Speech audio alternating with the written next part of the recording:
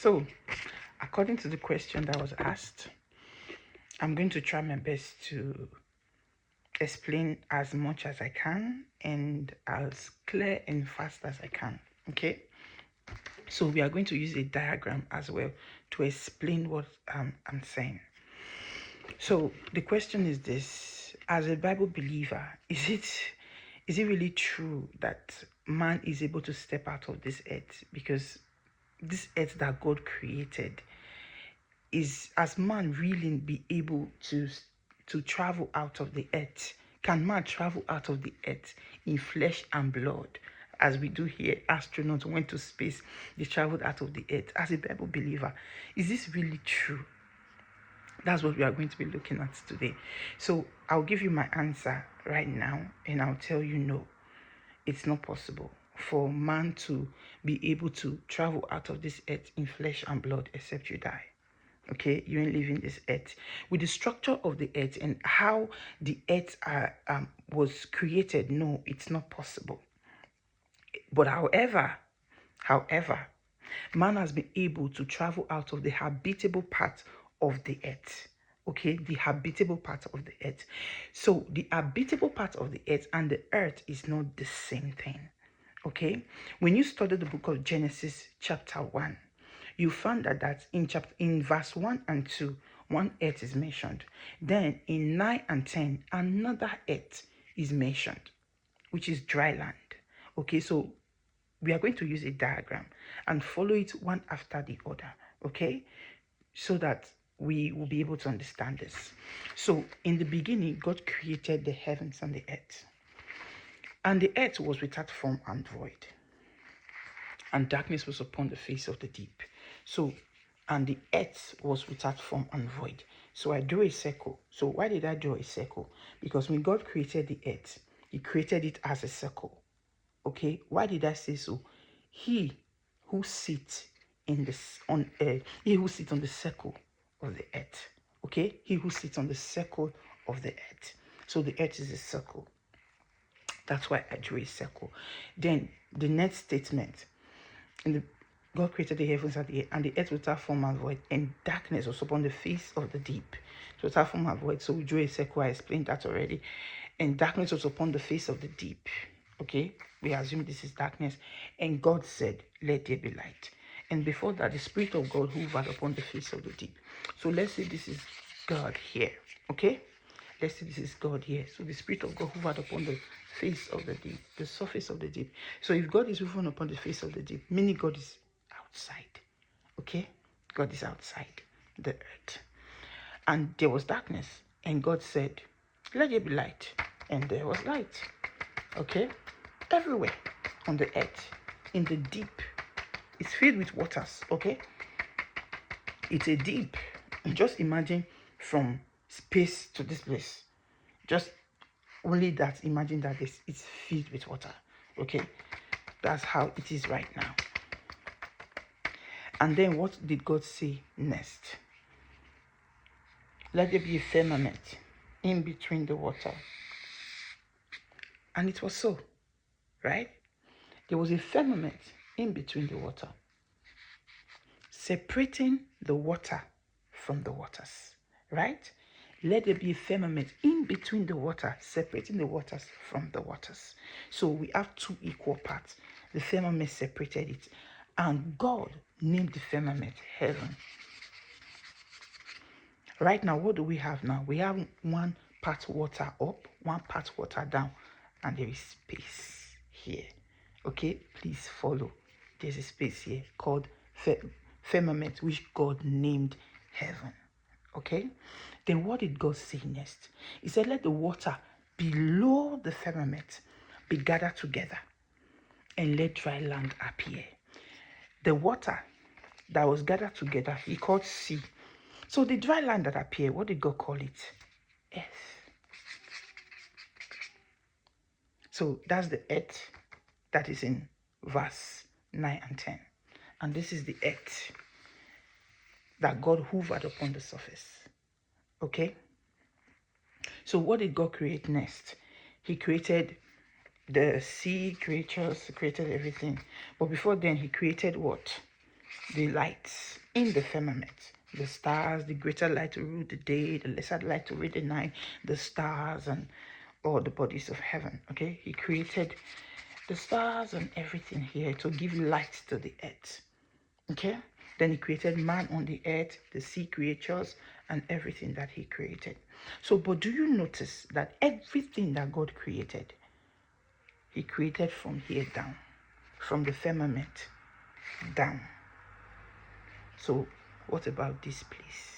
What about this part of the water? Genesis did not give us the gist of this place. Okay? But what does the Bible say about this place? Is there anywhere in the Bible that talked about this part of the earth? Let's look at, first of all, we'll look at Job. Job chapter 38. When God answered Job, let's look at this passage. Let's start from verse 4. I'll just read through. It said, where was thou when I laid the foundations of the earth? Declare if thou hast understanding. Who hath laid the measures thereof, if thou knowest, or who hath stretched the line upon it? Whereupon are the foundations thereof fasting, or who laid the cornerstone thereof? When the morning stars sang together, and all the sons of God shouted for joy. Or who shut up the seas with doors when it break forth, as if it has issued out of the womb? When I made the cloud, the garment thereof, and thick darkness a swaddling band for it, and break up for it my decree place, and set bars and doors, and said, hitherto shalt thou come, but no further, and there shall the proud waves be stayed. So I don't have time to take this passage verse by verse and explain it, but if you look at it very well, you understand that it's talking about beginning, the very beginning of creation, okay, to the recreation. So when you look at this verse 9 and 10, if you look at it very well, it said is wrapped in thick darkness. So this place is wrapped in thick darkness. Okay? I said, when I made the cloud, the garment thereof. So he made the cloud the garment, and he swaddled it in thick darkness. Okay? And he said, you can't move from here, and break up for it my decree place, and set bars and doors. He set bars and doors for it. He shut it up. Okay? He used the cloud. So when you look at it very well, you understand what I'm talking about. So we now understand from this passage that it is swaddled in thick darkness.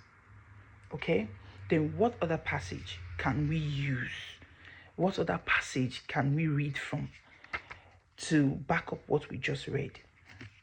When you go to Genesis, Genesis chapter 7, verse 11. Genesis 7:11.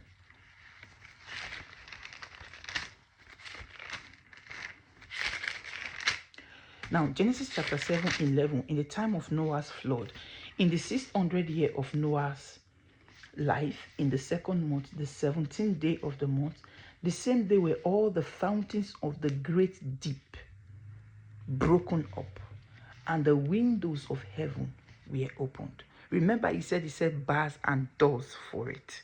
So in the time of Noah's flood, it was this place that was opened, according to what we just read. Genesis chapter 7 verse 11.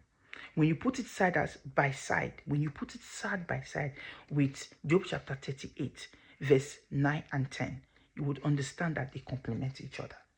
Okay, so in the time of Noah's flood, this place was broken loose, and it rained upon the earth. Okay, so it was this place that was swaddled in darkness that rained upon the earth. Okay, that's for this place.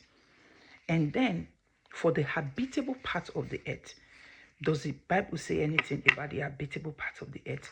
Let's go to Proverbs.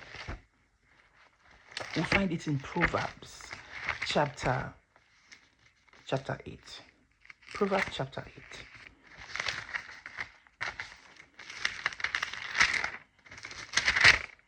Proverbs chapter 8, we'll start from verse 22. Just like before, when you look at the scripture, it's talking about the creation. Okay? It's talking about the creation. The Lord possessed me. Proverbs 8:22. The Lord possessed me in the beginning of his way, before his works of old. I was set up from everlasting, from the beginning or ever the earth was. When there were no depths, I was brought forth. When there were no fountains abounding with water.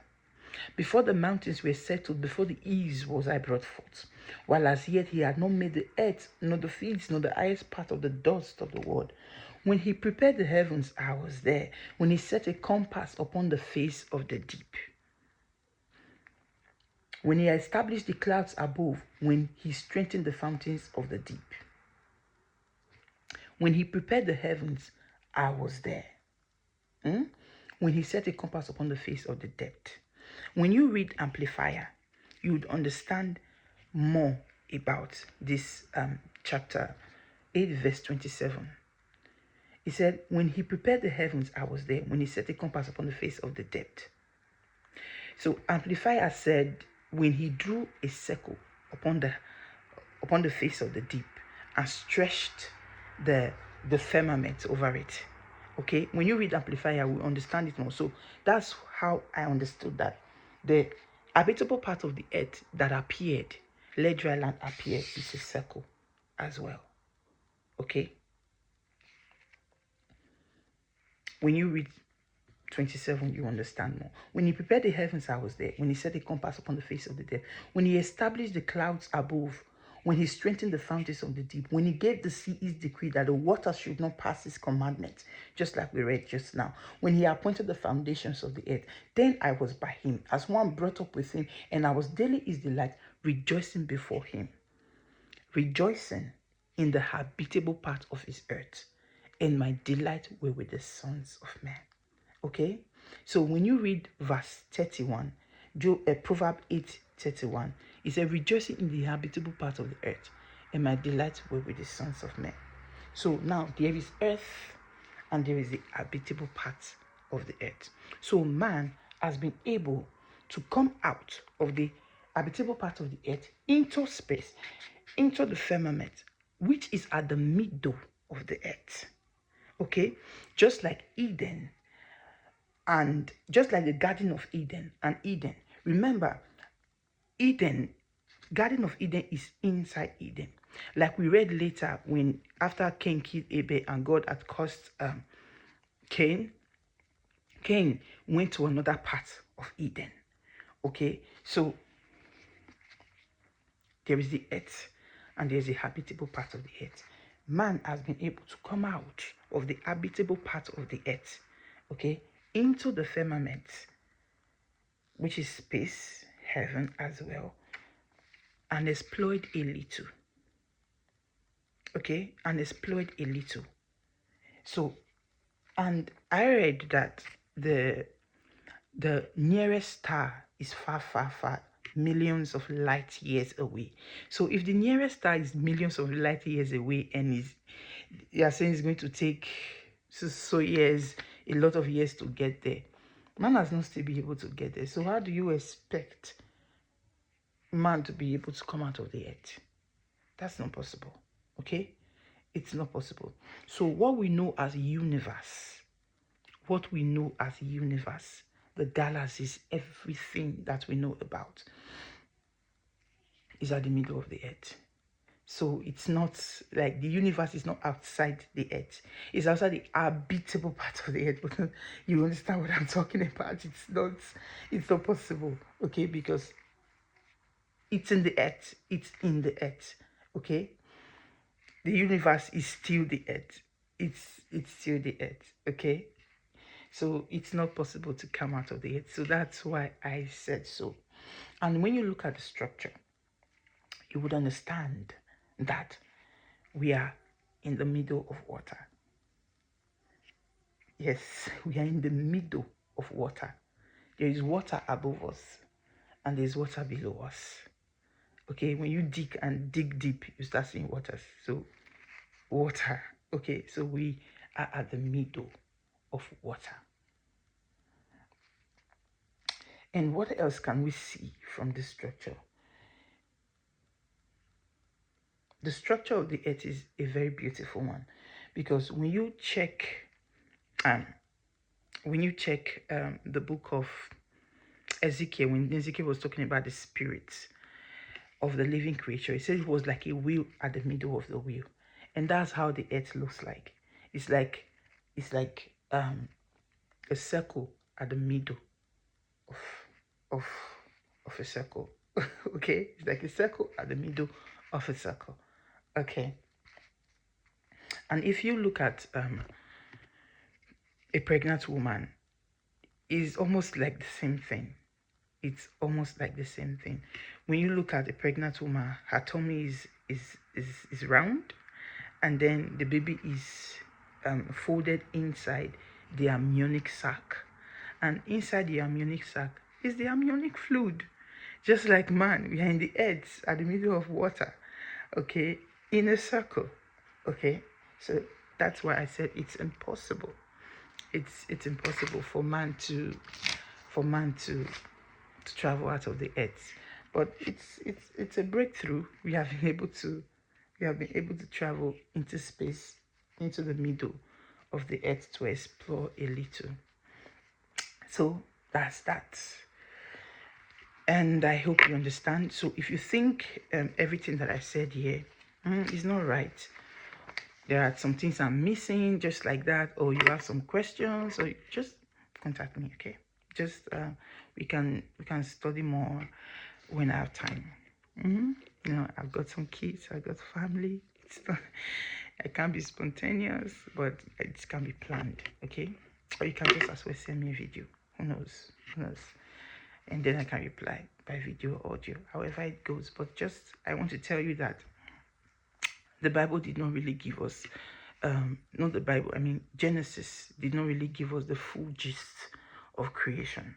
But then when you put scriptures side by side and just ask the Holy Spirit to breathe on the scriptures for you, and you put them side by side, you realize that there is a full gist, if not full, but at least a gist, a comprehensible gist of the creation. Okay, so I would always also encourage you that when you have any question, no question is silly. When you have any silly question, just ask. Okay, just ask. And just any type of question. You might not, you're a man and God created you. Okay, so whatever question you ever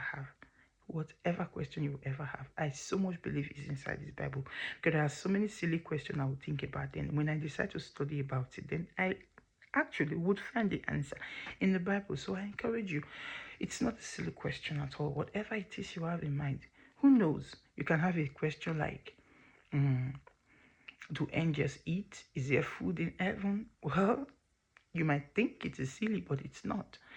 We don't know. I don't know. But when we search the Bible, I believe we'll be able to know. What do you think? Yeah, it's nice to study the Bible. So, good night. It's 2 o'clock in the night. It's 2 o'clock in the morning. Good night. See ya.